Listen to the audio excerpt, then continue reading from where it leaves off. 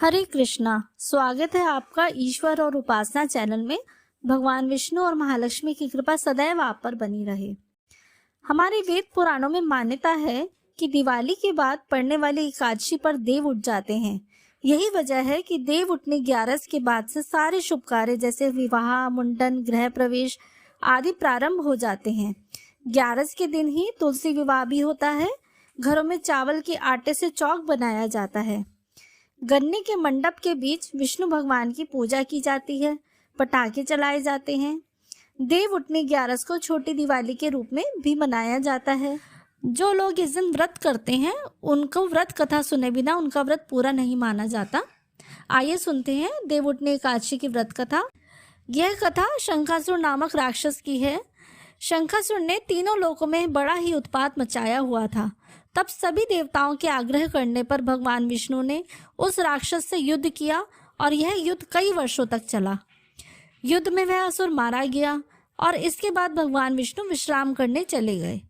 कार्तिक शुक्ल एकादशी के दिन भगवान विष्णु की निद्रा टूटी थी और सभी देवताओं ने भगवान विष्णु की पूजा की थी।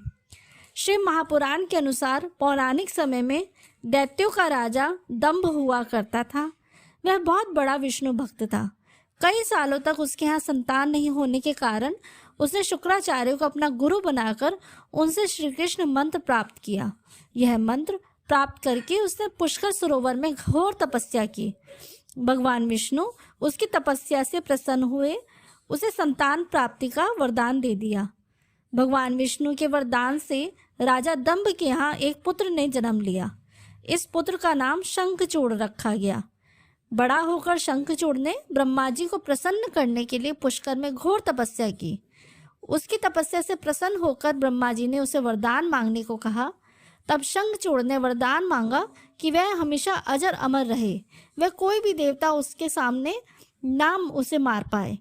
ब्रह्मा जी ने उसे यह वरदान दे दिया और कहा कि बद्रीवन जाकर धर्मध्वज की पुत्री तुलसी जो तपस्या कर रही है उससे विवाह कर ले। शंखचूड़ ने वैसा ही किया और तुलसी के साथ विवाह के बाद सुखपूर्वक रहने लगा। उसने अपने बल से देवताओं, असुरों, दानवों, राक्षसों, गंधर्वों, नागों, किन्नरों, मनुष्यों तथा त्रिलोकी के सभी प्राणियों पर विजय प्राप्त कर ली। वह भगवान श्री कृष्ण का परम भक्त था। शंखचूड़ के अत्याचारों से सभी देवता परेशान होकर ब्रह्मा जी के पास गए और ब्रह्मा जी ने उन्हें विष्णु के पास जाने को कहा। भगवान विष्णु ने कहा कि शंखचूड़ की मृत्यु भगवान शिव के त्रिशूल से होगी, अतः आप उनके पास जाएं। भगवान शिव ने चित्ररथ नामक गण को अपना दूत बनाकर शंखचूड़ के पास भेजा। चित्ररथ ने शंखचूड़ को समझाया कि वह देवताओं को उनका राज्य लौटा दे, परंतु शंखचूड़ ने मना कर दिया और कहा वह महेश्वर से युद्ध करना चाहता है। भगवान शिव को जब यह बात पता चली तो वह युद्ध के लिए अपनी सेना लेकर निकल पड़े।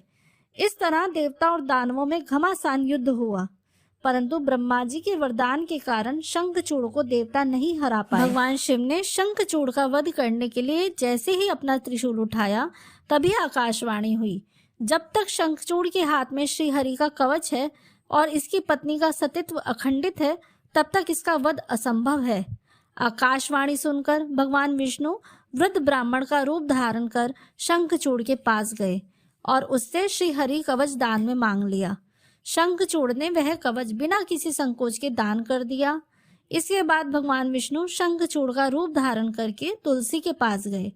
शंखचूड़ रूपी भगवान विष्णु ने तुलसी के महल के द्वार पर जाकर अपनी विजय होने की सूचना दी।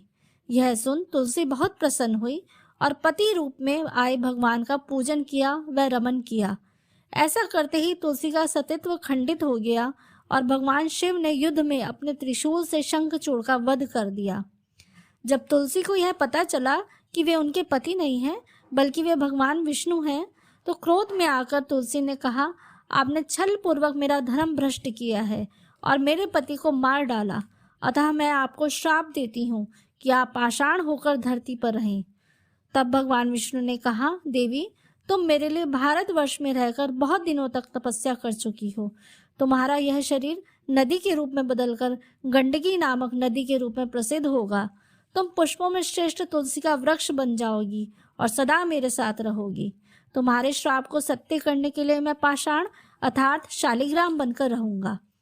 गंडकी नदी के तट पर मेरा वास होगा। देव प्रबोधनी एकादशी के दिन भगवान शालिग्राम व तुलसी का विवाह संपन्न कर मांगलिक कार्यों का प्रारंभ किया जाता है। हिंदू धर्म मान्यता के अनुसार इस दिन तुलसी शालिग्राम विवाह करने से अपार पुण्य प्राप्त होता है। बोलिए श्री विष्णु भगवान की जय।